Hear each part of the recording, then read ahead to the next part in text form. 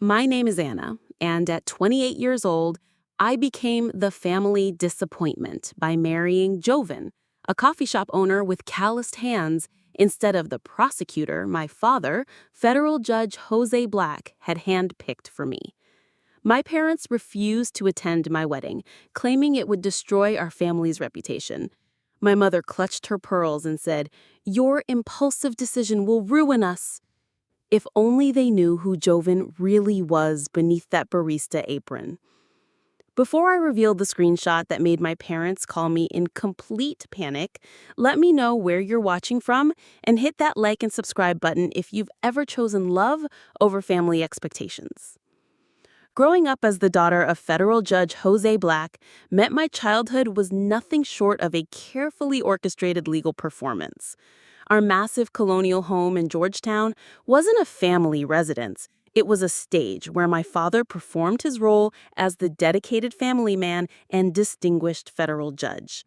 The marble columns and crystal chandeliers impressed visitors, but felt cold and impersonal to me.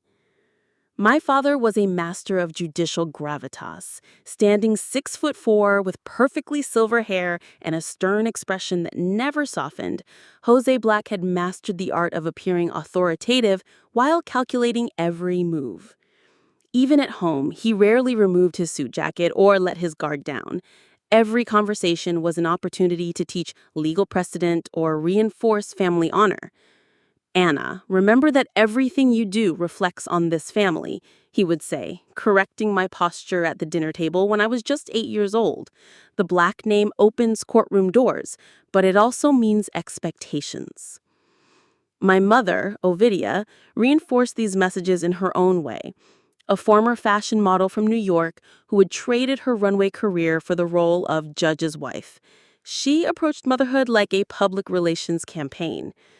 With her perfectly styled auburn hair and collection of designer suits in neutral tones, she was the epitome of judicial spouse elegance. "Darling, sit up straight. Justice Martinez is watching," she would whisper at legal galas, pinching my arm just enough to leave a mark without anyone noticing. "Smile like you mean it." Our house was constantly filled with legal figures, law firm partners, and political strategists. Weekly dinners became networking events where I was expected to charm and impress. I learned to recite Supreme Court cases before I understood algebra. By age 10, I could make small talk with federal prosecutors and appellate judges, asking polite questions while ignoring the fact that these adults barely acknowledged me as anything more than an extension of my father. "What a delightful daughter you have, Jose," they would say, patting my head while looking directly at my father. "She has your analytical mind." School selections were strategic decisions made with legal career optics in mind.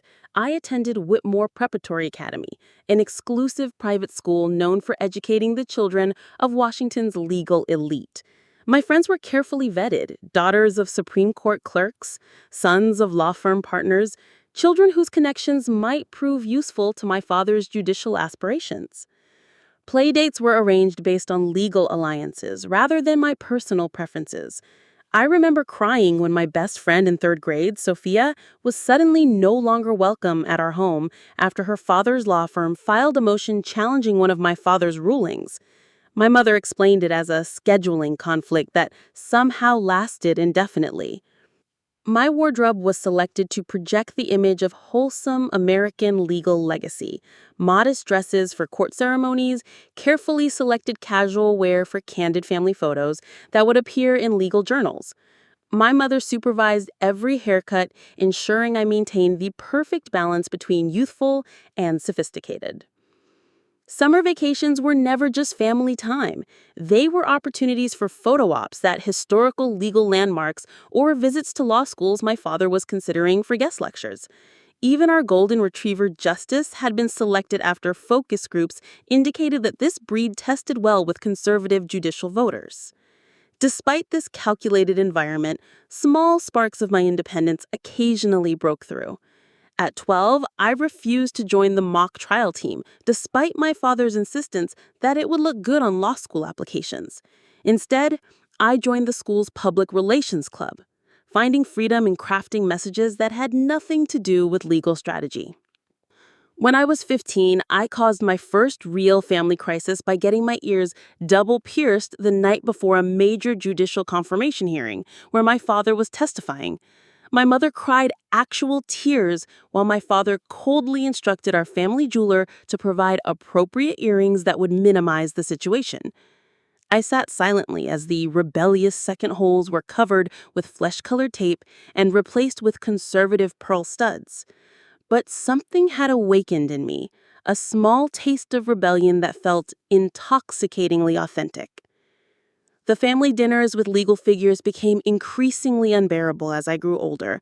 While my parents discussed case precedents and judicial nominations, I would sit quietly, observing the phoniness of it all. The forced gravitas, the insincere compliments, the subtle power plays disguised as collegial discussion. I became an expert at reading the legal community dynamics, noticing how alliances shifted based on court decisions and how principles were conveniently flexible when career advancement was at stake.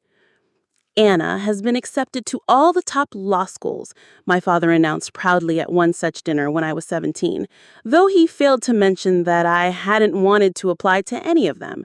She understands the importance of maintaining legal traditions. As my high school graduation approached, the weight of expectations became suffocating.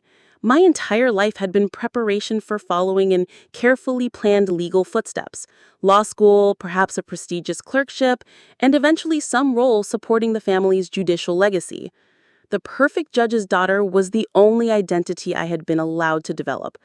But beneath the polished surface, my resentment toward this artificial world was growing stronger each day. Little did I know that my first act of rebellion would lead me to a small coffee shop where everything would change. My first real act of rebellion came with my college decision. Despite having acceptance letters from Harvard Law, Yale, and Columbia, all carefully framed by my mother and displayed in our home even before I had decided, I chose Georgetown University for public relations and communications. It was still respectable enough that my parents could spin it positively, especially since several prominent judges were alumni, but it was clearly not what they had planned for me. "People will think you couldn't get into a better program," my mother said, her voice tight with disappointment. "We can work with this," my father responded after a tense silence. "Public relations skills are valuable in legal circles. We can frame it as Anna wanting to understand media strategy before law school." Just like that, my small rebellion was repackaged as a strategic career move. But for the first time, I would be living 300 miles away from their direct influence, and that alone felt like victory. Georgetown opened a world of possibilities. The sprawling campus with its mix of Gothic architecture and modern facilities became my first taste of freedom. While my parents had pushed for pre-law courses, I dove deep into communications theory, crisis management, and media psychology. My father frowned but acquiesced, seeing potential advantages in having media expertise in the family. "Just remember that everything you learn could be scrutinized because of our name," he warned during one of our weekly phone calls. My freshman year was a careful balance, maintaining good grades and a respectable image while quietly exploring ideas and perspectives that would have been forbidden at home. I made friends who knew nothing about federal courts, who liked me for myself rather than my father's position. I dated casually but carefully, always aware that anyone could recognize my last name and potentially cause complications. During sophomore year, I landed an internship at Morrison Strategic Communications, a firm that handled crisis management for politicians and executives. While my classmates competed for glamorous positions at major networks, I found satisfaction in understanding how public perception could be shaped and managed. It was during this internship that I met Marcus, a legislative aide working for a prominent senator. Tall, ambitious, with perfectly styled black hair and an impressive collection of power ties. He represented everything my parents wanted for me. When he asked me to coffee after a policy briefing, I accepted, partly out of genuine interest and partly because I knew he would receive my parents' approval. Our relationship progressed predictably. Marcus was intelligent, politically savvy, and appropriately attentive. He sent flowers on important dates, remembered anniversaries, and always held doors open. My parents were delighted when I brought him home for Christmas during junior year. "He has excellent prospects," my father commented approvingly after Marcus left. "Good family connections, strong educational background, and he understands how Washington works." That phrase, "how Washington works," stuck with me. Over the following months, I began noticing how Marcus approached everything as a transaction. His kindness increased when someone important might be watching. His charitable activities were timed for maximum visibility. His career moves were calculated based on which politician seemed most likely to advance. The breaking point came during senior year when I discovered he had been sharing information about my father's private opinions on upcoming cases with his boss to gain favor. Nothing unethical legally, just small insights into the judge's thinking on legal trends. When confronted, Marcus seemed genuinely confused by my anger. "This is how relationships work in our world, Anna," he said, adjusting his tie. "Everyone leverages their connections. Your father would do exactly the same." The worst part was that he was probably right. I ended our relationship that night, ignoring his protest that I was overreacting. The following week, my crisis communications professor assigned me to investigate allegations of corruption in the university's contracting process.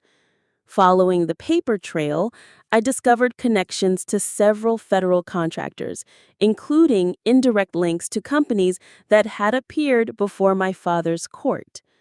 I faced an ethical dilemma. Pursuing the story might create complications for my family, but burying it would violate everything I was learning about professional integrity. After sleepless nights weighing my options, I decided to follow the evidence wherever it led. I conducted interviews, gathered documents, and drafted a comprehensive report exposing the contracting irregularities. My professor was impressed and recommended it for publication in the university's policy journal. 2 days before the article was to be published, my father appeared unannounced at my apartment. His face was composed, but his eyes blazed with controlled fury. "I heard about your little investigation," he said, stepping inside without waiting for an invitation. "It stops now." "How did you even know about it?" I asked, though I already suspected the answer. "People inform me of things that might affect our family," he explained with clinical detachment that he had spoken to the university's board chair, who happened to be a longtime colleague. My story would not be published.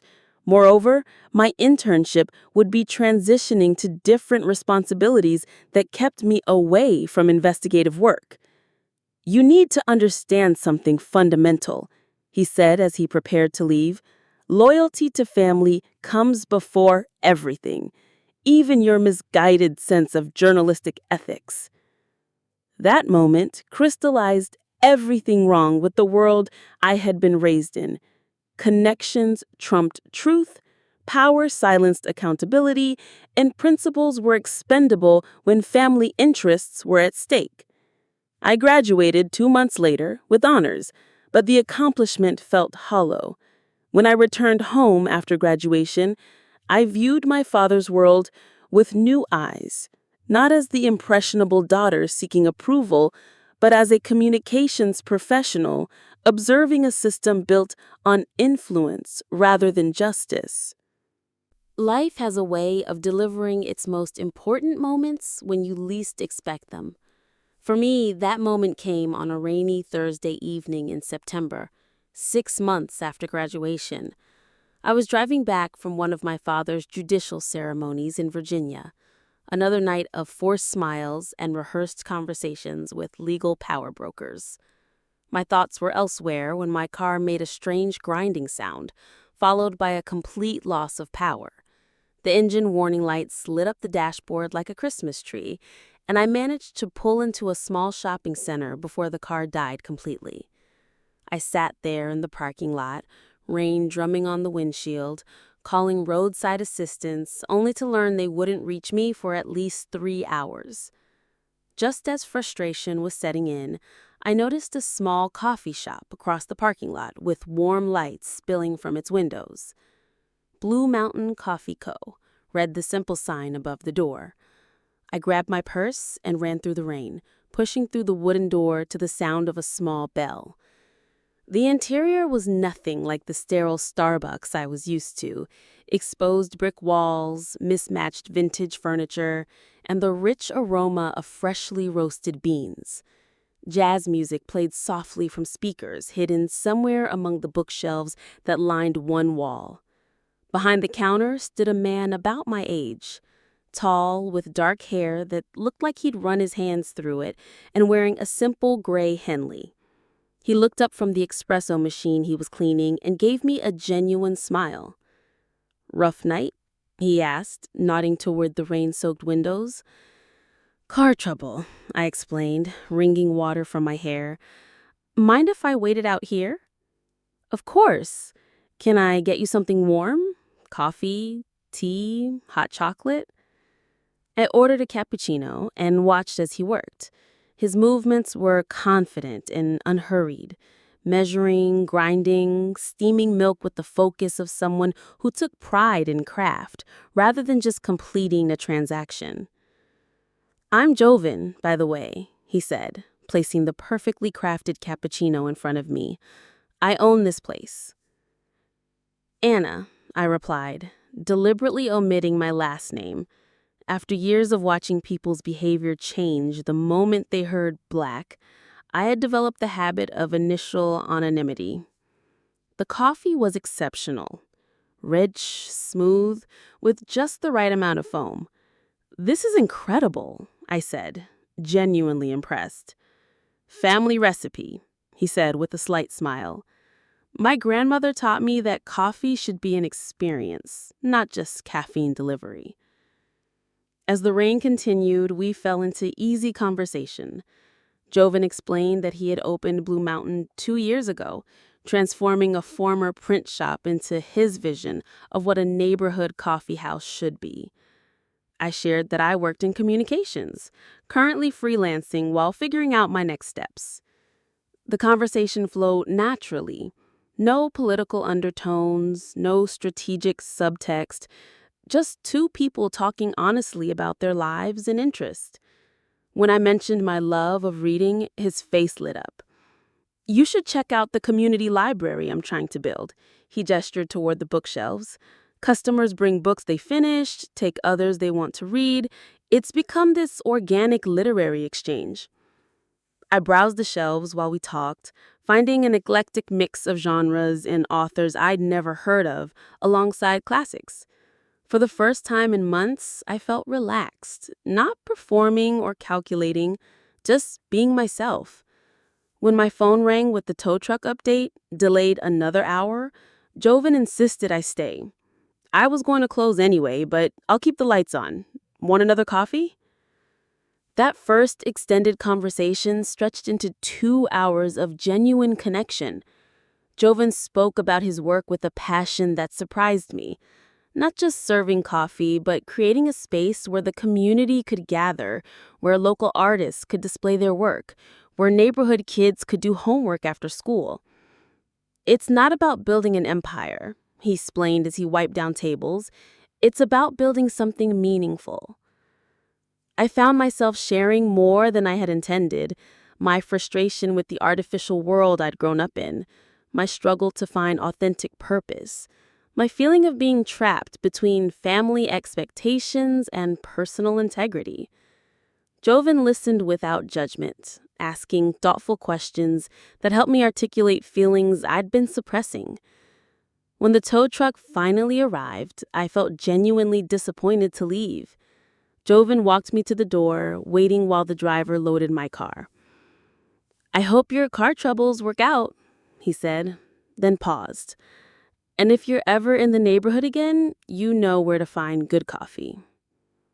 The next weekend, I found myself driving back to Blue Mountain, ostensibly to explore the area, but really hoping to continue our conversation. The coffee shop was busier during the day. Families with small children, college students with laptops, elderly couples reading newspapers together. Joven moved effortlessly between customers, remembering orders and names, asking about sick relatives and job interviews. Watching him interact with the community, I saw something I'd rarely encountered in my parents' world: genuine care for others without ulterior motives. That second visit extended into a walk around the neighborhood, where Joven showed me the community garden he'd helped establish in a vacant lot, and the after-school program he supported by providing free snacks and study space. "Why do you do all this?" I asked as we sat on a bench overlooking the small garden. "Because community matters," he said simply. "We're all connected. Taking care of each other isn't charity, it's just good sense." His perspective was so different from the transactional relationships that dominated my upbringing that I found myself both attracted to and slightly overwhelmed by his authenticity. Over the following weeks, my visits to Blue Mountain became regular, and I began to see Joven as more than just a coffee shop owner. His small house behind the shop was filled with books on everything from sustainable agriculture to cognitive psychology. His workspace contained prototypes and sketches that went beyond coffee service. "Just some ideas I tinker with," he said modestly when I asked about the unusual-looking devices on his workbench. "I like solving problems." 3 months after our first meeting, Joven asked if I'd like to have dinner somewhere other than his coffee shop. Our first real date was at a small Italian restaurant, where we talked until they started stacking chairs around us. As our relationship deepened, I began to understand that beneath Joven's humble exterior was a mind that never stopped working, always looking for ways to improve systems and help people more effectively. But I was still keeping my family identity secret, and that deception was becoming harder to maintain with each passing day. For 4 months, I maintained the careful separation between my time with Jovan and my family obligations. I invented freelance consulting projects to explain my frequent absences and kept conversations with my parents superficial and brief. The longer I spent in Javan's world, helping at community events he organized, joining Sunday dinners with regular customers who had become like family, watching him mentor local teenagers interested in entrepreneurship, the more artificial my parents' world seemed. The deception couldn't last forever. In November, a prominent legal journal featured my father in their Judges Making a Difference series. The article included a family photograph: federal judge Jose Black with his wife Ovidia and daughter Anna at a recent judicial gala. Jovan saw the magazine the next morning at his coffee supplier's office.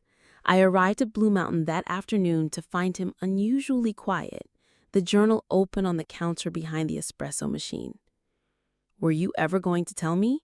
he asked, his voice level but hurt evident in his eyes. I felt the familiar shame that came with hiding parts of myself, the very thing I had come to Blue Mountain to escape. "I was afraid things would change if you knew," I admitted. "People always treat me differently once they know who my father is." Jovan was silent for a long moment, steam rising from the espresso machine filling the quiet space between us.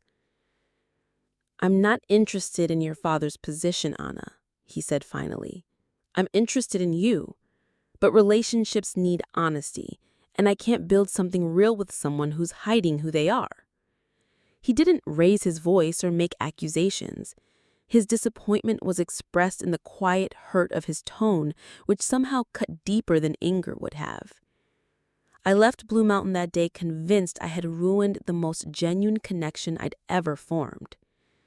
2 days later, a small potted orchid was delivered to my apartment with the note, "Still interested in the real Anna if you're willing to share her with me. Coffee tomorrow?" Our reconciliation conversation lasted until sunrise. I shared everything: the suffocating expectations, the political calculations that dictated every aspect of family life, my growing disillusionment with a world built on appearances rather than substance. Javon listened without judgment, asking questions that helped me articulate feelings I'd suppressed for years. "I understand why you kept it quiet," he said as dawn broke through his kitchen windows. "But I need you to understand something too. I don't care about your father's position or connections. I care about you, the woman who spent 3 hours helping Mrs. Rodriguez figure out her smartphone when everyone else was too busy, who brings leftover pastries to the homeless shelter without making a big deal about it, who argued passionately with that customer about media literacy like it actually mattered." As our relationship deepened, Javon gradually revealed himself as well. The simple coffee shop owner had depths that continuously surprised me. His bookshelves contained advanced programming texts and business strategy guides. His workshop behind the main shop housed prototypes and designs that went beyond coffee service.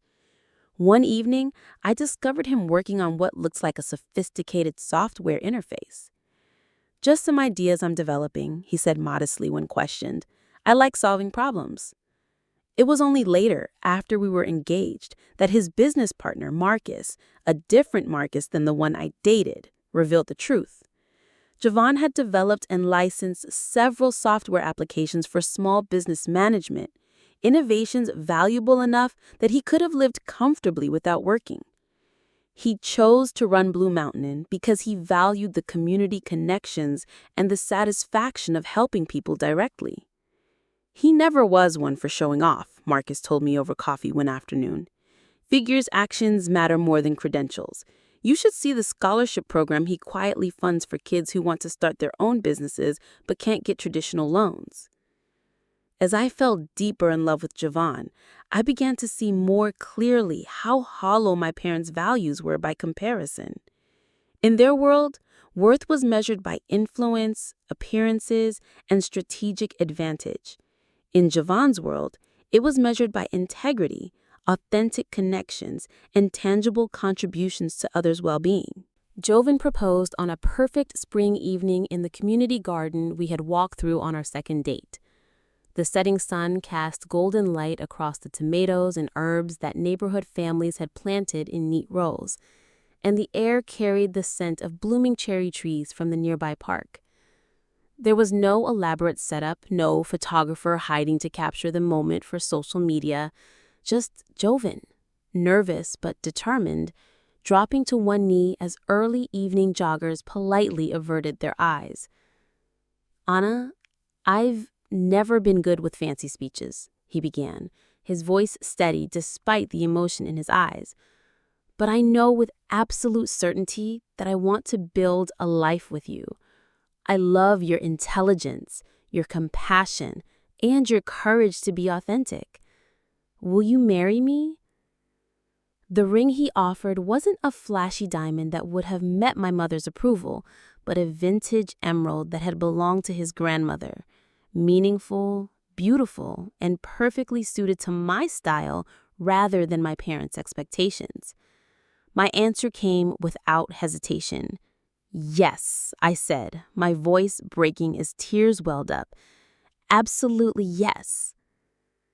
We celebrated with champagne at Blue Mountain after closing, making plans for our future together, surrounded by the books and mismatched furniture that had become symbols of the authentic life I wanted to build. It was only when Jovan mentioned meeting my parents that reality intruded on our happiness. "They should probably hear about the engagement from me directly," I said, trying to sound more confident than I felt. "Would you be free for dinner this weekend?" Jovan agreed, unaware of the storm we were about to enter. I called my mother the next morning, informing her that I was bringing someone special home for dinner on Saturday. Her excitement was immediate and predictable. "Oh, darling, finally! Your father will be so pleased. Is he in law? Politics? Please tell me he at least has connections we can work with." "He owns his own business," I replied carefully, "and he's the most genuine person I've ever met." "Well, entrepreneurship plays well with certain demographics," she mused. "We can work with that. What kind of business?" "You'll meet him Saturday," I deflected, knowing that revealing coffee shop over the phone would only make things worse. The evening arrived with painful inevitability.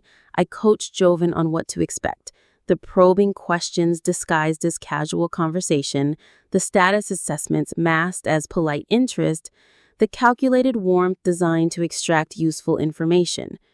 "Just be yourself," I told him as we pulled into the circular driveway of my parents' Georgetown home. "That's more than enough."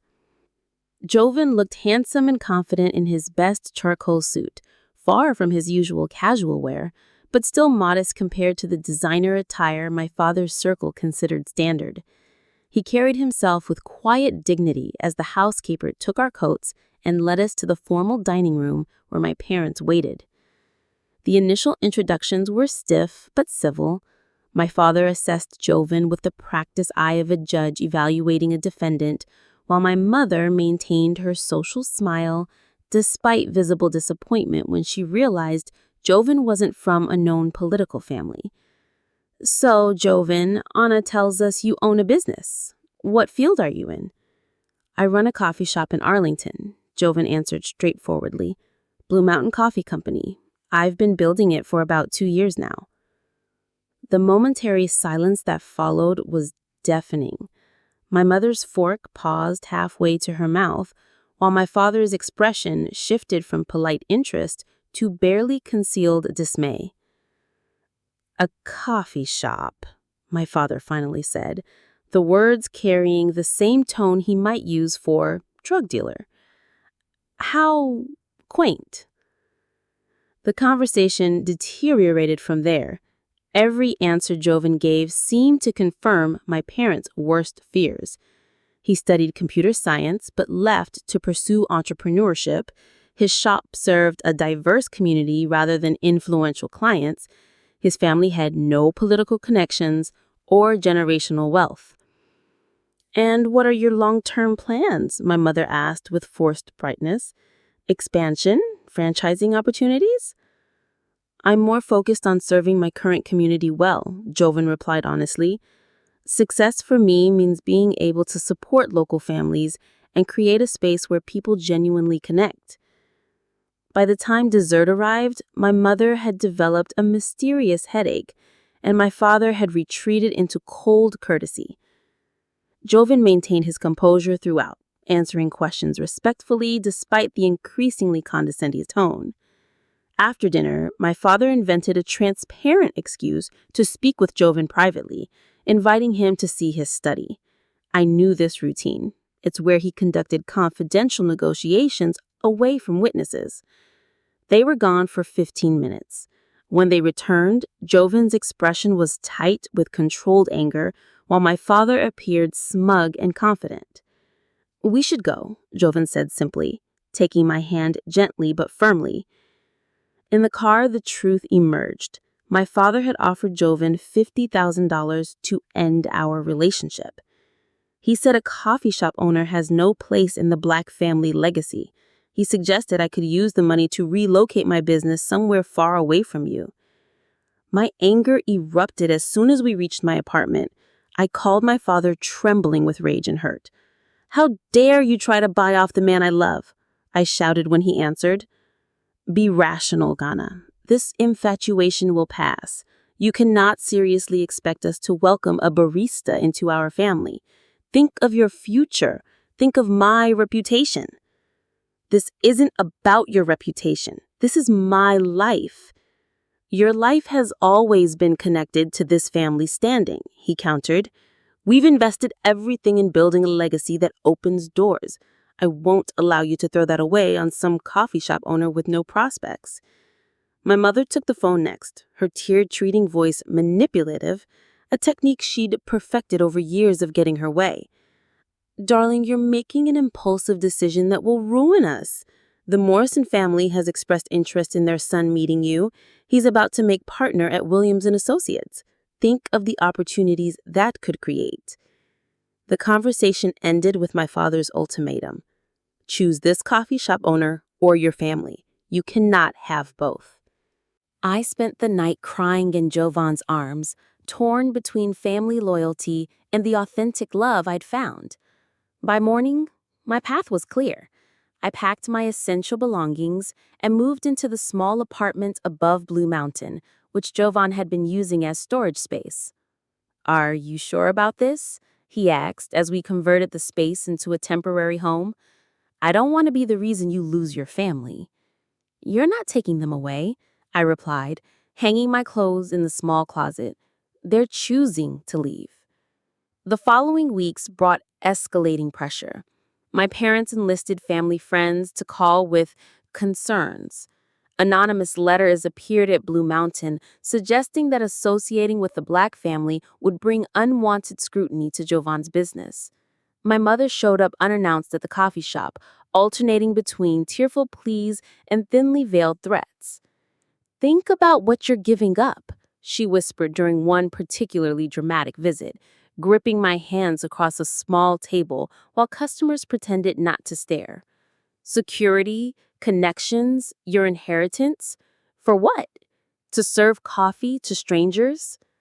Through it all, Jovan remained steady, never speaking ill of my parents despite their behavior, never pressuring me to cut ties completely, simply supporting whatever decision I felt I needed to make.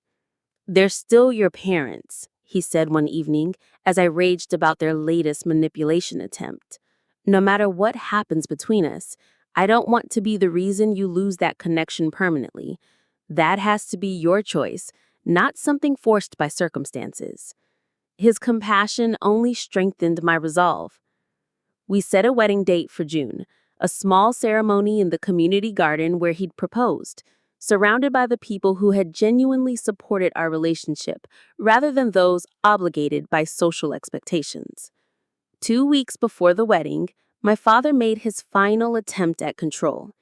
"If you go through with this," he said during an unscheduled phone call, "don't expect any financial support. Your trust fund, your car, your health insurance, all of it comes from this family, and all of it can be withdrawn." "I understand," I replied, surprising myself with my calm acceptance. "Then you're choosing poverty over family." "I'm choosing authenticity over performance." The line went dead, and with it, the last illusion that my parents' love was unconditional.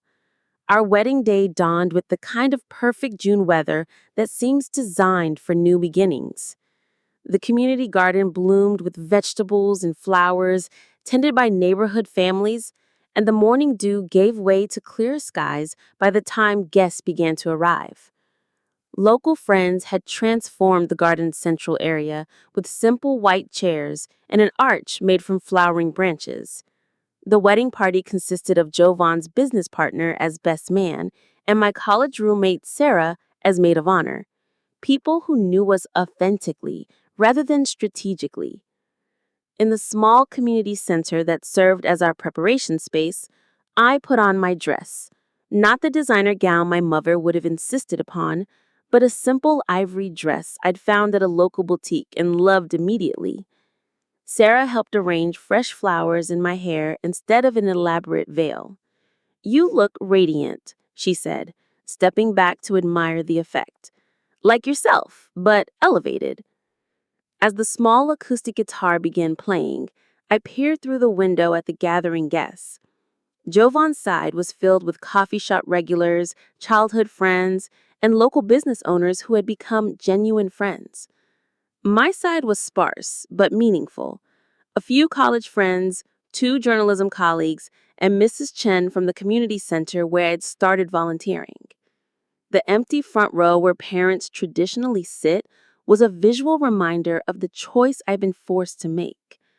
For a moment, I allowed myself one last hope that they might appear, that my mother's love might overcome her social ambitions, that my father might put his daughter's happiness above his judicial image. But as the music changed to signal the ceremony's beginning, I accepted the reality. They had met their ultimatum. "Ready?" asked Tom, Jovan's former business mentor, who had offered to walk me down the aisle in my father's absence. I took a deep breath. Completely ready. Walking toward Jovan, seeing his face light up as our eyes met, I felt a certainty that eclipsed the pain of my parents' absence. The ceremony was brief but meaningful, with vows we'd written ourselves rather than recited from tradition. I promised to choose honesty over convenience, authenticity over approval, and love over everything else that doesn't matter. When the officiant pronounced us husband and wife, the small gathering erupted in genuine celebration, not polite applause, but wholehearted joy from people who truly cared about our happiness. The reception was held at Blue Mountain after closing, decorated with lights and flowers that customers had contributed throughout the week. Instead of an elaborate catered meal, local restaurant owners had provided their specialties, creating a feast that represented the community that had embraced me so warmly. The local paper covered our wedding not because of political connections, but because the community loved the story of the coffee shop owner and the woman who chose love over luxury. That evening, as we danced to music playing from Jovan's old Bluetooth speaker, surrounded by twinkling lights and genuine friends, I felt more myself than I ever had in my parents' world. 3 days later, my father called, his voice tight with controlled fury. "Do you have any idea of the embarrassment you have caused? That photo is everywhere. Federal judge's daughter chooses coffee shop over court connections. Do you know how this looks to my colleagues?" "I imagine it looks like I fell in love and got married," I replied, working to keep my voice steady. "It looks like a rejection of everything this family represents. Your mother can barely show her face at judicial functions. The Morrison partnership is openly questioning your stability. This ridiculous spectacle has damaged relationships I've spent decades building." After he hung up, Jovan found me staring at the phone, tears streaming down my face. Despite my best efforts to remain composed, the rejection still hurt. He held me without speaking, understanding that some wounds need space rather than solutions. That evening, as we sat in the garden where we'd been married just days before, Jovan seemed usually contemplative. "There's something I should have told you sooner," he began hesitantly. "Something about my work that you deserve to know." Over the next hour, Jovan revealed the truth about his tinkering. What I had observed in his workshop wasn't casual experimentation, but the culmination of years of dedicated research and development. The simple coffee shop owner held multiple patents for revolutionary software applications designed to streamline small business operations, innovations so valuable that major corporations were competing to license them. "I never wanted to be defined by these inventions," he explained, showing me documents outlining licensing agreements with tech giants and correspondence from venture capital firms. "The patents generate enough income that I could live very comfortably without working, but I love Blue Mountain and the connections it brings to real people's lives." The scope of what he'd kept quiet was staggering.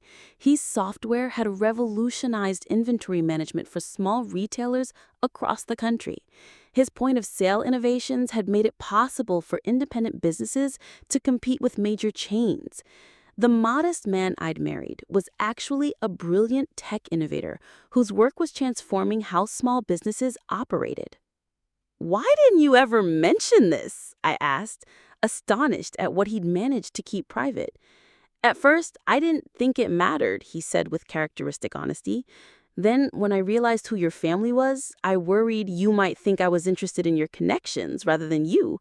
By the time I knew that was ridiculous, it seemed strange to suddenly announce that I also happened to hold patents worth millions." The irony was almost too perfect.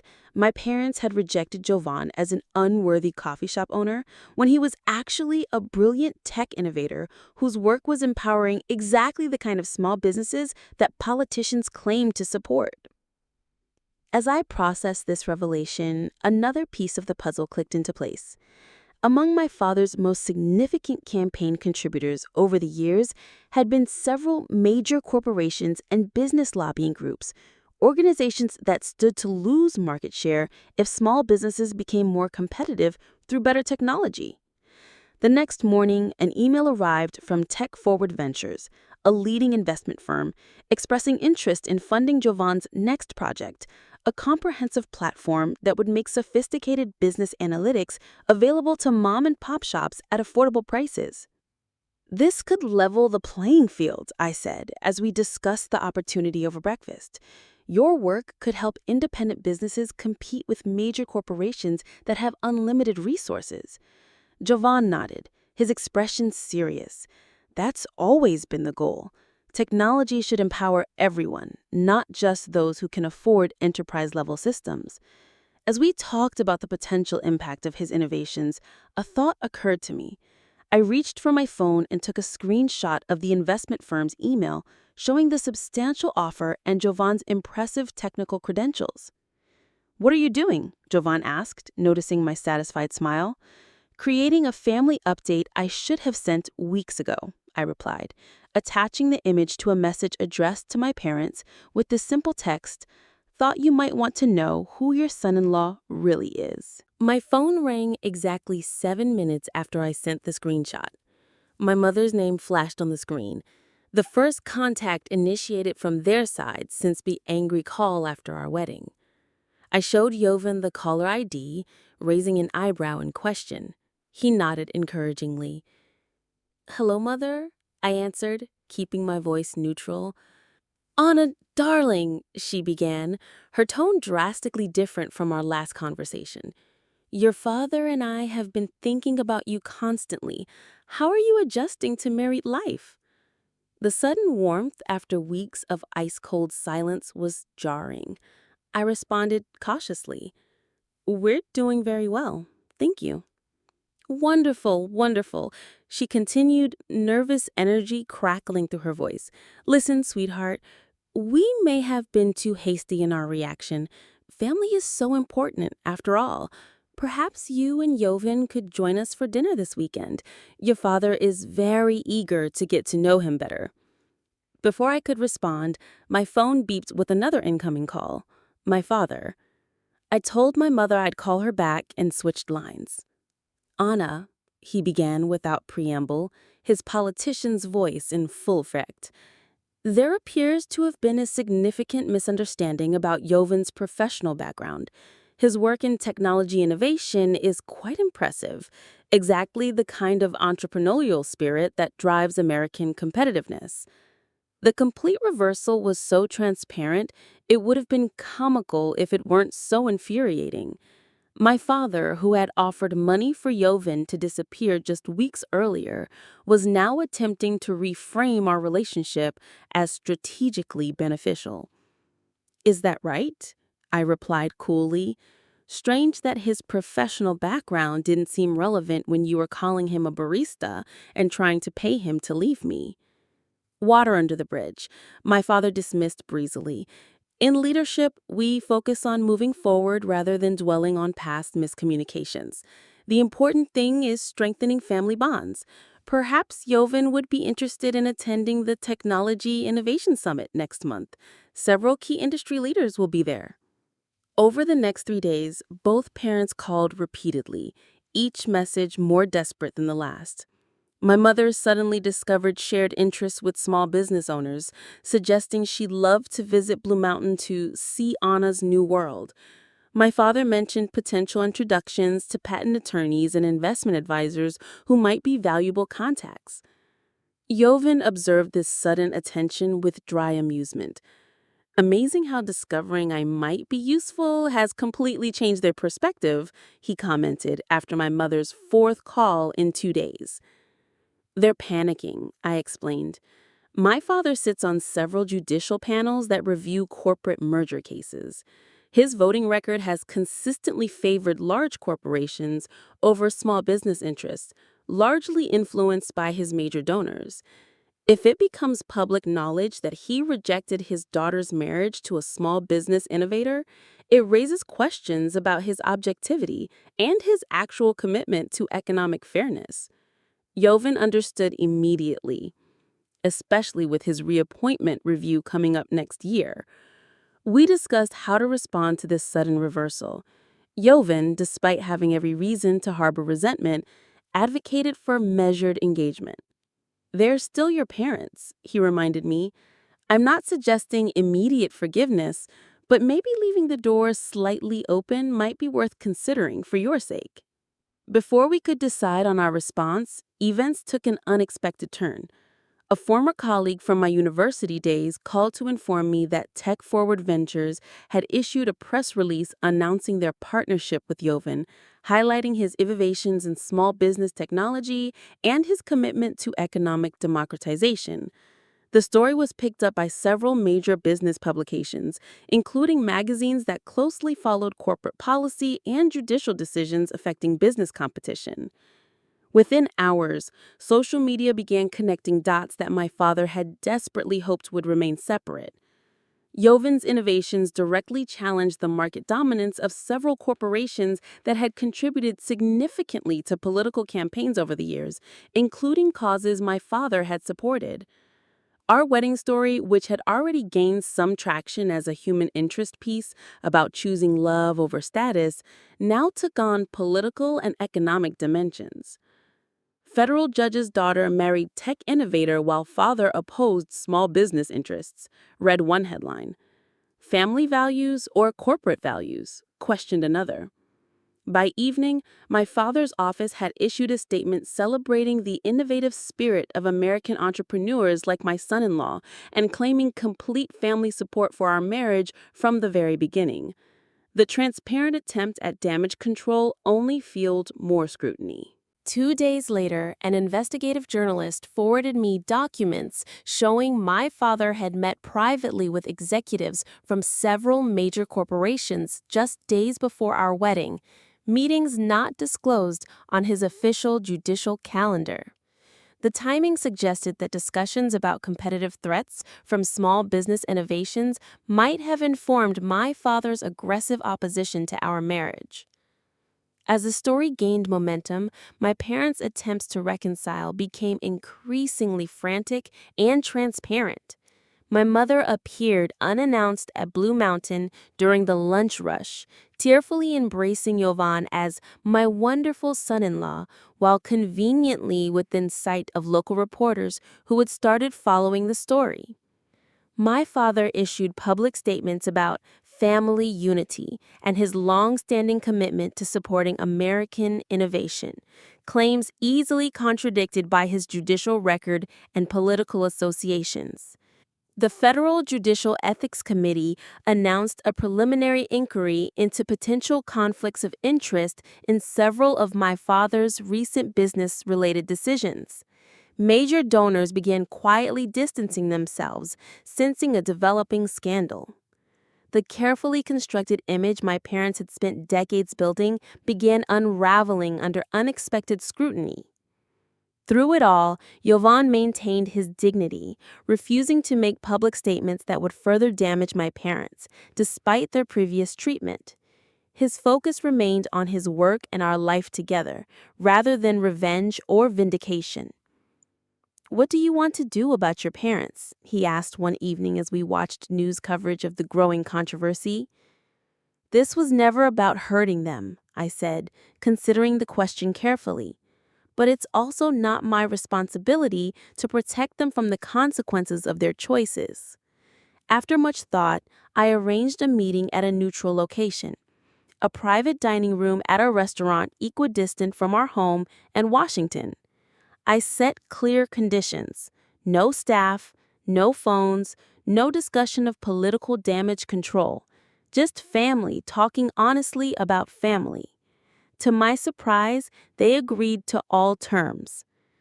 The meeting was tense but necessary. My father, stripped of his usual political armor and handlers, struggled to express genuine emotion. My mother oscillated between tears and attempts to minimize their previous actions. Jovan spoke little, but when he did, his words carried impact, neither accusatory nor submissive, just honest. "I love your daughter," he told them simply, "not for her name or connections, but for who she is as a person. I hope someday you can see her the same way, instead of viewing her as an extension of your public image." By the end of that difficult dinner, we had established tentative boundaries.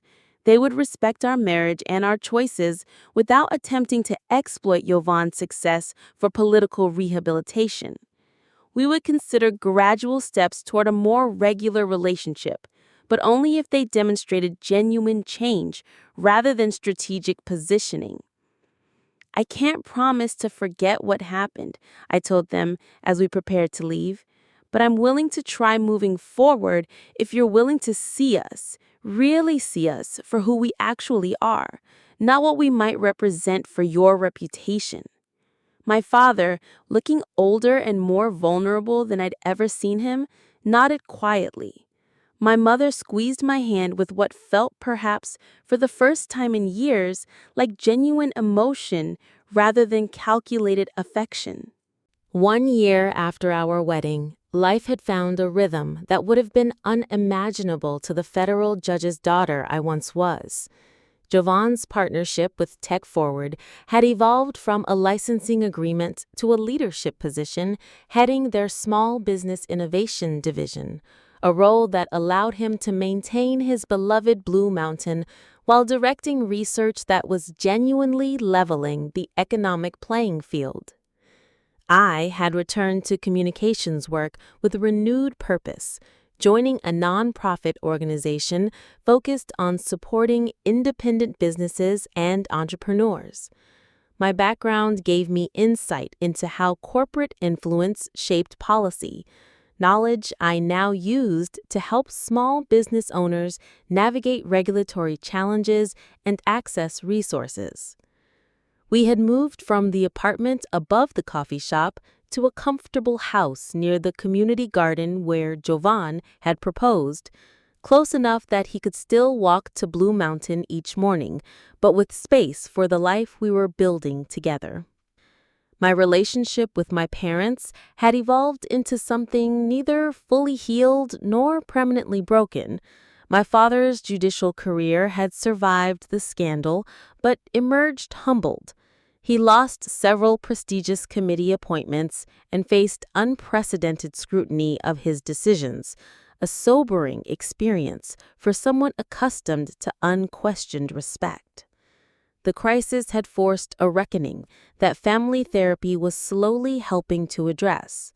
My mother, somewhat freed from the social climbing that had defined her identity, had discovered interests beyond political networking, volunteering at a literacy center, and taking pottery classes that brought genuine satisfaction rather than strategic advantage.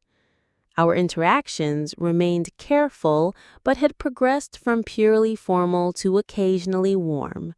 They visited our home 6 times that year, brief, sometimes awkward visits that nevertheless represented genuine progress. Jovan, with characteristic generosity, treated them with respect despite their past behavior, neither holding grudges nor pretending the hurt hadn't occurred. "People can change," he observed after one such visit. "Not completely and not quickly, but incrementally. Your mother actually asked about my latest project today without looking like she was calculating political angles." Through counseling and honest conversations with Jolan, I had come to understand that my parents, for all their power and privilege, were products of their own fears and limitations. This understanding didn't excuse their behavior, but helped me contextualize it and begin the difficult process of forgiveness without surrendering healthy boundaries. The most profound change was within myself. The people-pleasing judge's daughter, who had spent decades seeking approval, had been replaced by a woman who understood her worth independent of family name or external validation. The constant internal voice, measuring every action by its potential impact on family image, had quieted, replaced by authentic consideration of my own values and goals. Jovan and I had established the Blue Mountain Innovation Fund, using a portion of his patent income to provide microloans and mentorship to aspiring entrepreneurs who might not qualify for traditional financing. The program specifically supported people who, like Jovan himself, had valuable skills and creative ideas but lacked conventional credentials or connections. Not everyone needs a Harvard MBA to build something meaningful, Jovan explained at the fund's launch event. Some of the most innovative solutions come from people who understand real problems because they've lived them. As we approached our second anniversary, I reflected on the journey that had brought us to this point. The painful rupture with my family had ultimately forced growth that might never have happened in more comfortable circumstances. My parents' rejection of Jovan, devastating as it was at the time, had freed me from patterns of dependence and performance that had limited my authentic development for decades.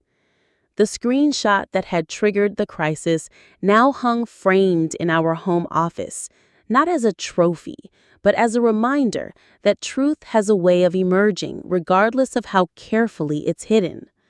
The humble coffee shop owner my parents had dismissed as unworthy contained depths they had been too superficial and status-obsessed to recognize. The political connections they had valued above genuine character had proven fragile when tested by authenticity. Our story had become somewhat of a cautionary tale in Washington circles, referenced in discussions about the dangers of judging people by appearances rather than substance. While I appreciated that it might inspire others to examine their own values, the private reality mattered more than any public narrative. Every day with Jovan reinforced the lesson that true worth comes from character rather than credentials, from how you treat others rather than what you can extract from them. His steady integrity, compassion, and quiet brilliance stood in contrast to the calculated relationships that had characterized my upbringing. Our decision to start a family came from a place of confidence rather than obligation. Unlike my own childhood, any children we welcomed would be valued for their authentic selves rather than their potential utility to family ambitions. They would learn that love doesn't come with performance requirements, that family means support rather than strategy, and that success is measured by the positive impact you have on others rather than the status you accumulate. As I finish writing this story, I understand now that sometimes the most painful rejections lead to the most necessary growth. By calling my wedding choices an embarrassment, my parents inadvertently freed me to discover what truly matters: authentic connection, moral courage, and love based on who you are rather than what you represent. If you've ever faced a choice between meeting others' expectations and honoring your own truth, know that choosing authenticity isn't selfish, it's necessary. The path may be difficult, relationships may be strained or even broken temporarily, but the freedom found in living genuinely cannot be measured by conventional standards of success. Have you ever had to choose between family expectations and your own happiness? What did you choose, and how did it change your understanding of what really matters? Share your story in the comments below. If this resonated with you, please like and subscribe to hear more stories about choosing substance over appearances. Thank you for joining me on this journey, and remember, Your worth is never determined by others' judgment of your choices, but by the authenticity and integrity you bring to your own life.